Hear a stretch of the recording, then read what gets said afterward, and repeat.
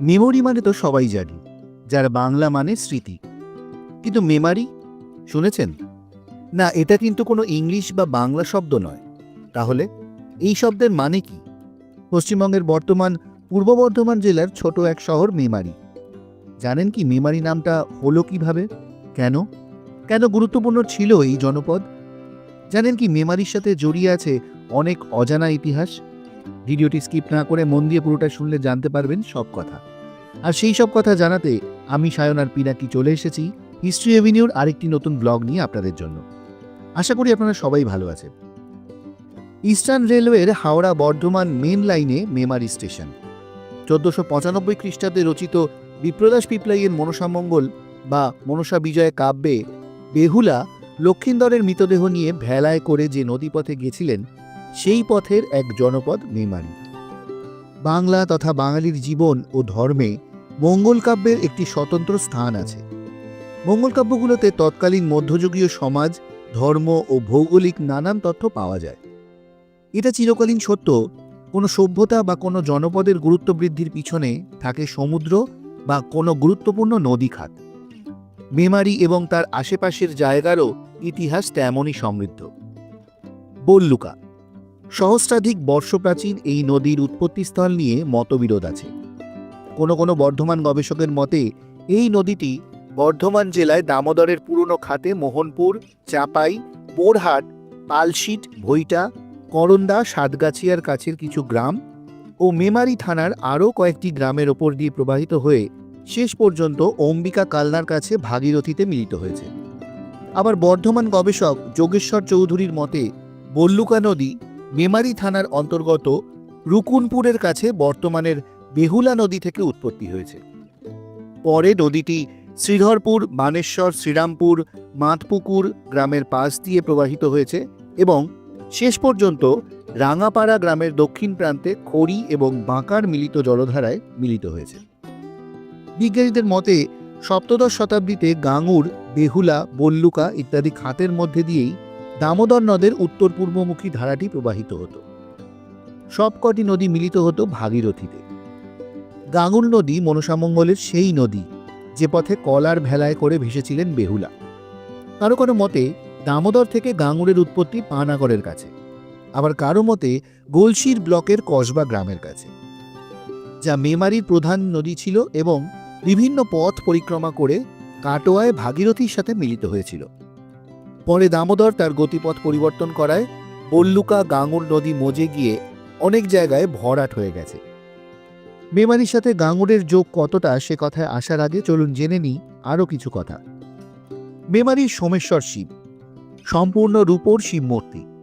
জানা যায় সাঁতরাগাছির জমিদার এবং রামরাজাতলার প্রতিষ্ঠাতা অযোধ্যারাম চৌধুরী সে সময় ছিলেন বর্ধমান রাজবাড়িতে।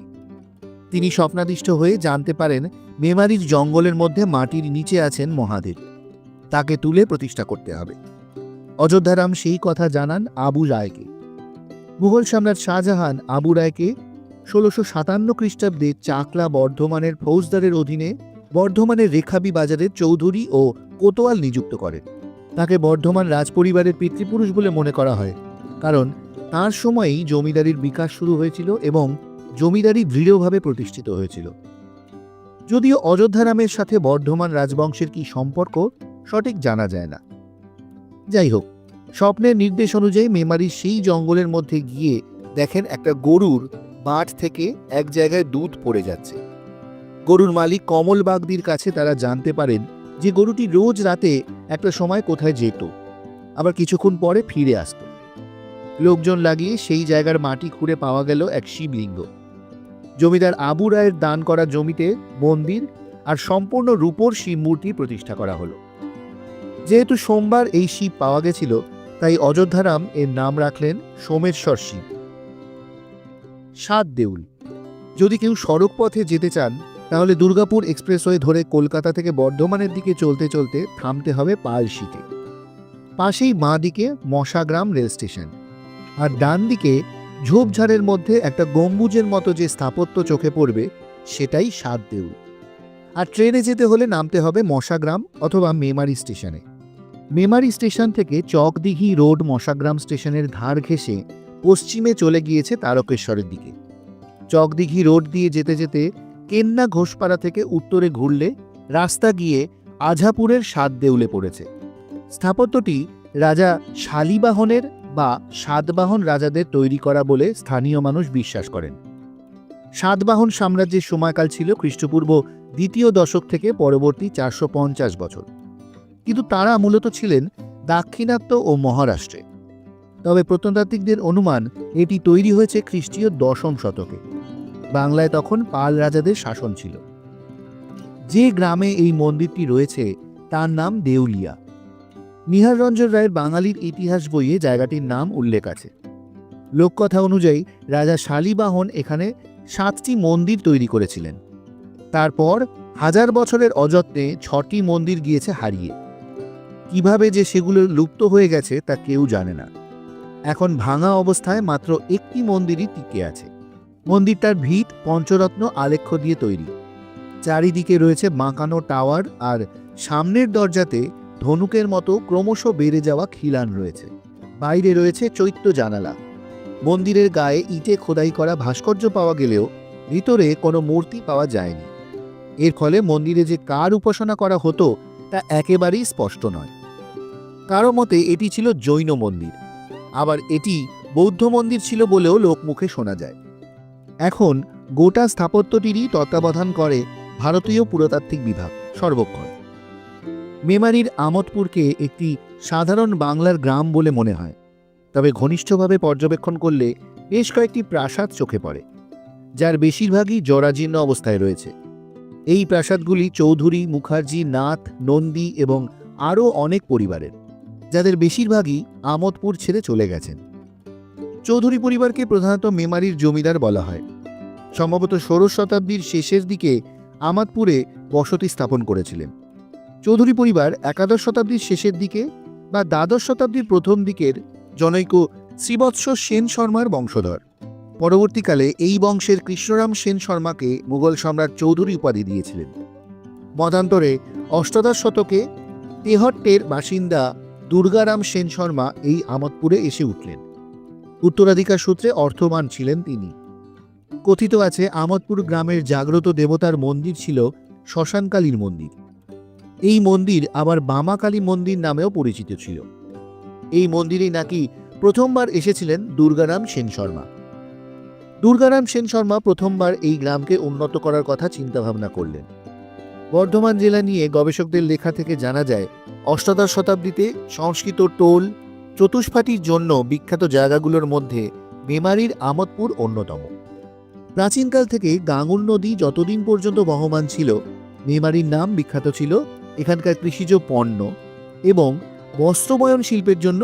বিশেষত এখানকার তসরের কদর সারা দেশ এবং আন্তর্জাতিক খ্যাতিসম্পন্ন ছিল 20 শতাব্দীর প্রথম দিক পর্যন্ত। গবেষক দেবপ্রসাদ সরকার মেমারির সংক্ষিপ্ত ইতিহাস বইয়ে লিখেছেন, মোগল আমলের মহব্বতপুরই হলো আজকের মেমারি। যোগেশ্বর চৌধুরীও বর্ধমান ও সংস্কৃতি বইয়ের প্রথম খণ্ডে জানিয়েছেন, 1820 থেকে 25 পর্যন্ত মহব্বতপুর নাম ছিল। পরবর্তী সময়ে ওই নাম পরিবর্তন হয়ে মেমারি হয়। দেবপ্রসাদ বাবুর আরও দাবি, 1802 সালে ব্রিটিশ শাসনকালে যে রাস্তা তৈরি হয় তার মধ্যে একটি ছিল হুগলি থেকে পান্ডুয়া মহব্বতপুর। এর থেকেই বোঝা যায় মেমারির আগের নাম ছিল মহব্বতপুর। সেই সময় বর্ধমান রাজার কাছ থেকে সরকার জমিদারদের যে দলিল পেয়েছিলেন তাতেও মহব্বতপুরের নাম লেখা রয়েছে।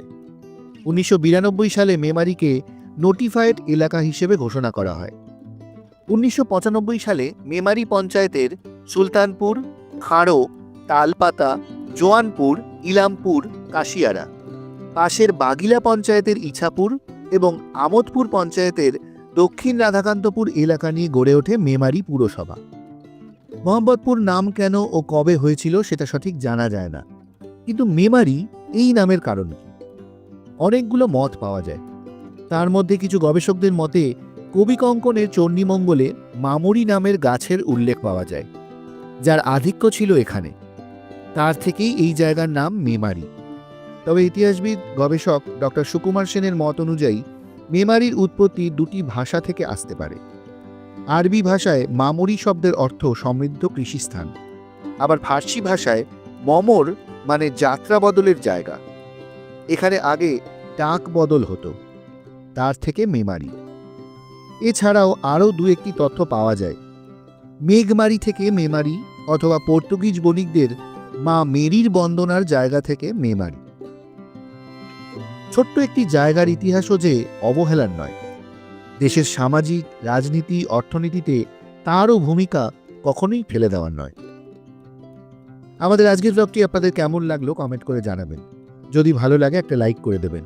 আর আমাদের চ্যানেল হিস্ট্রি এভিনিউকে অবশ্যই সাবস্ক্রাইব করে পাশে থাকা বেল আইকনটি প্রেস করে দেবেন। আর হ্যাঁ, আমাদের এই ব্লগগুলো বেশি করে শেয়ার করবেন, যাতে এরকম ধরনের ইতিহাস আমরা আপনাদের সামনে আরও বেশি করে নিয়ে আসতে পারি। দেখা হচ্ছে খুব শীঘ্রই পরবর্তী ব্লগে, নতুন কোনো জায়গায়, নতুন কোনো ইতিহাসের খোঁজে। সবাই ভালো থাকবেন, সুস্থ থাকবেন। নমস্কার।